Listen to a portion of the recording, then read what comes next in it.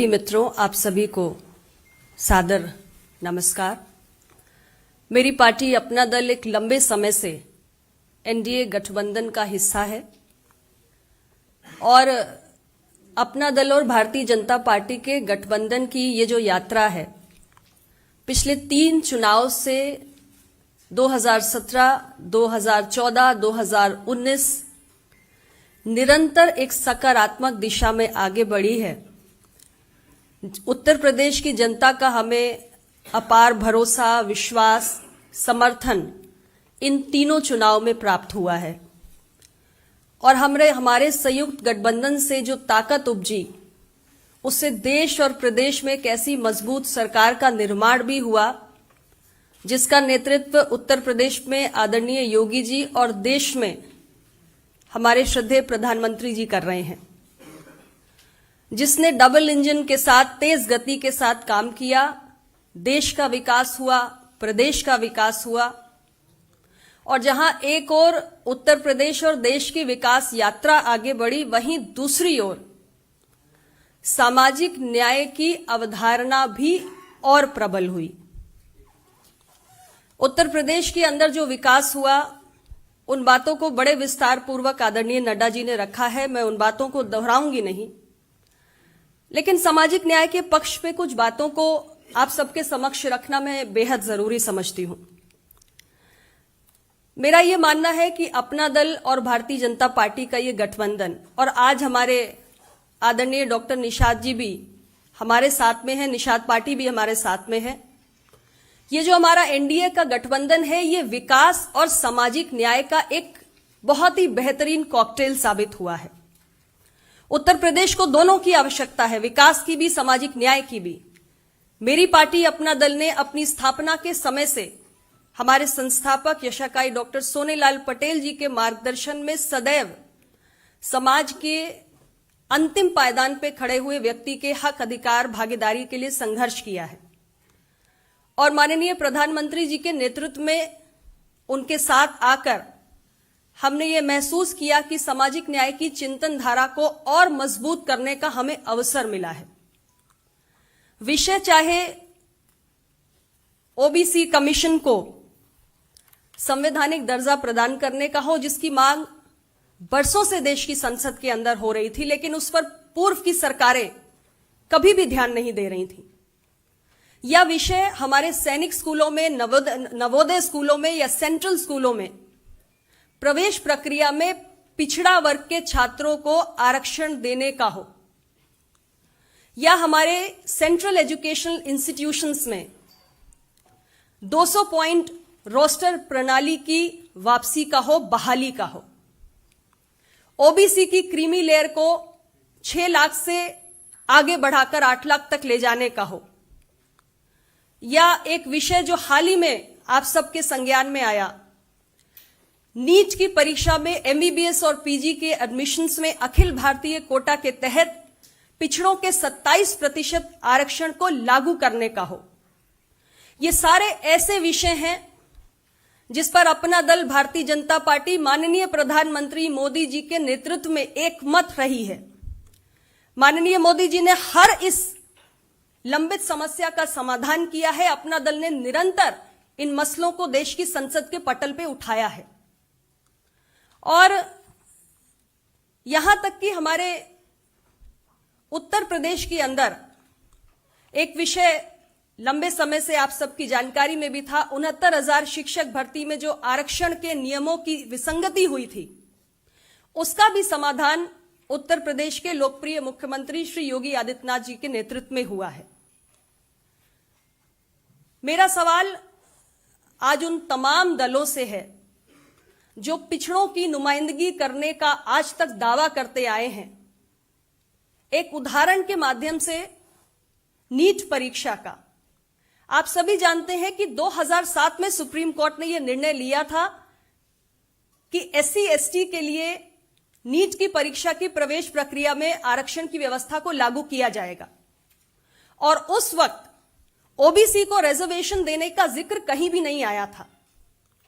देश में यूपीए की सरकार थी 148 सीटों की और ऐसी तमाम पार्टियां जो सामाजिक न्याय की बात करती हैं वो बाहर से या सरकार में शामिल होकर समर्थन देने का काम कर रही थी, लेकिन उस वक्त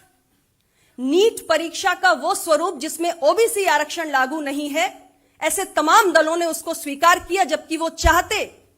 तो इस समस्या का समाधान करा सकते थे, क्योंकि उस वक्त की सरकार ऐसे ही पिछड़ों की और सामाजिक न्याय की नुमाइंदगी करने वाले तमाम दलों की बैसाखियों पर टिकी हुई थी। लेकिन अफसोस की बात है कि पिछड़ों के नाम पर प्रतीकात्मक राजनीति करने वाले दलों ने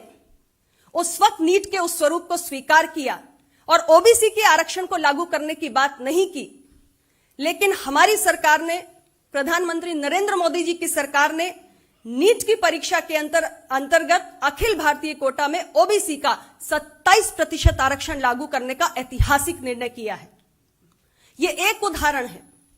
ऐसे तमाम उदाहरण हैं जो हमारे सरकार ने किए हैं। मैं आपको यहां यह भी बताना चाहूंगी कि संविधान संशोधन करके राज्यों को ओबीसी सूची के निर्धारण का भी अधिकार यदि किसी ने दिया है तो माननीय प्रधानमंत्री श्री नरेंद्र मोदी जी की सरकार ने किया है। यहां तक कि देश के अंदर संविधान निर्माता बाबा साहेब अंबेडकर जी के नाम पे भी बहुत राजनीति हुई, लेकिन उनकी कर्मस्थली से लेकर उनकी जन्मस्थली को विश्व स्तर पर पहचान दिलाने का अगर किसी ने काम किया है तो यह इच्छा शक्ति भी देश के प्रधानमंत्री जी ने दिखाई है। डॉक्टर अंबेडकर जी के जीवन से जुड़े हुए तमाम स्थलों को पंचतीर्थ के रूप में विकसित करने का महान काम मोदी जी की सरकार ने किया है। हमारी सरकार की ऐसी तमाम कल्याणकारी योजनाएं 2014 से लेकर आज 8 वर्षों में निरंतर संचालित हुई हैं, चाहे वो आवास योजना हो, चाहे वो स्वच्छ भारत अभियान के तहत शौचालय निर्माण की योजना हो,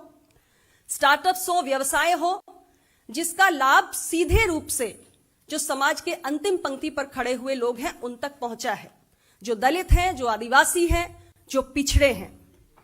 मोदी जी की सरकार ने जनजातियों को वन उत्पादों पर एमएसपी का लाभ दिया है। मोदी जी की सरकार ने यह निर्णय किया कि सार्वजनिक उपक्रमों द्वारा 4% सामान SC/ST उद्यमियों से खरीदारी की जाएगी, ऐसी नीति हमारी सरकार ने बनाई है।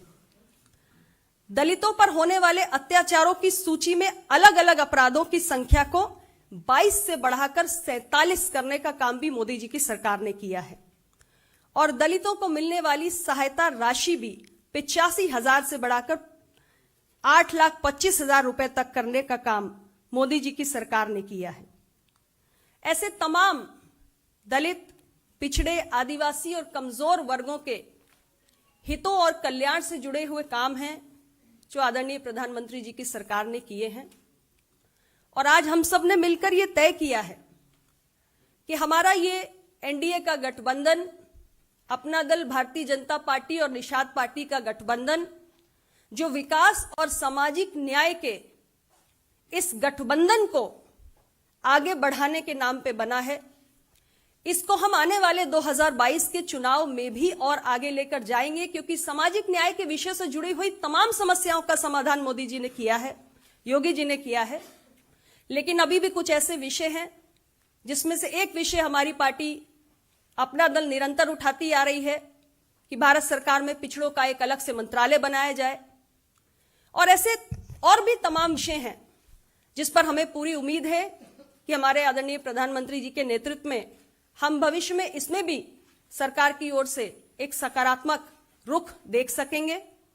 और इसलिए सामाजिक न्याय की अवधारणा को और मजबूती प्रदान करने के लिए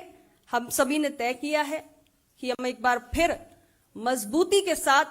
उत्तर प्रदेश के अंदर 2022 के विधानसभा चुनाव में एक साथ मिलकर लड़ेंगे। और जिस तरीके से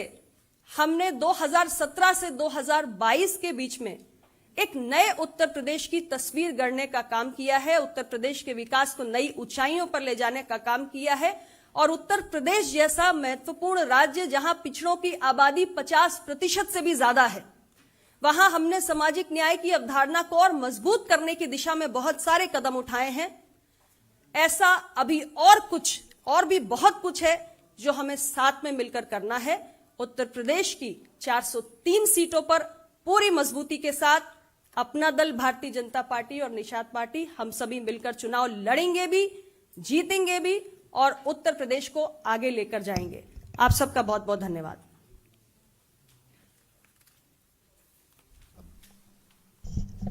हमारे डॉक्टर संजय निषाद